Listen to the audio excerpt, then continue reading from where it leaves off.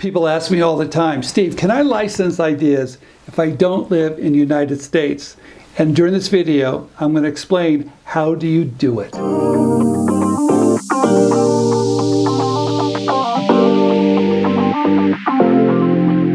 Well, first of all, we have a lot of members that have licensed ideas and do not live in the United States. And I want to show you a few examples. We have Tim Brennan. He lives in the UK, and he came up with a very simple kitchen tool so you don't cut your fingers. It's called a multi-grip mandolin. Also in the UK, we have Ben Greenwood that licensed a new toy invention to Hasbro. We have Damien. He lives up in Canada. He loves to cook outdoors, and he's licensed these new kitchen utensils. And we have Laura that lives in Scotland that's licensed an idea to make it easier for people to put their socks on. Muhammad Ali, he's licensed his eye lock, which is a great idea, and he's licensed it to other countries all over the world, and he lives in Cairo, Egypt. And we have Julie that lives in Australia that came up with the process of how to do smoked eggs, and she's licensed that process to other companies. And Connie lives in Australia,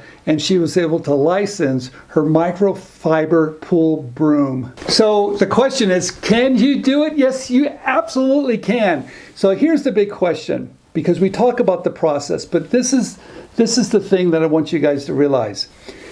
When you need protection, and you want to file some type of intellectual property protection, realize that you can file a provisional patent application in the United States by living in a different country. It's very simple to do. Most of the people that are licensing ideas file in the United States first. And within that first year, you can file a PCT. That allows you later to designate other countries you might need protection in. The next thing you need to do once you have filed your provisional patent application is to create a one-page advertisement of your product idea. We call it a sell sheet.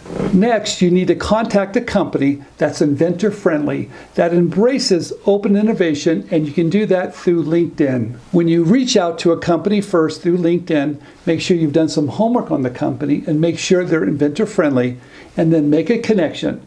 And once they connect with you, ask them if they work with outside product developers.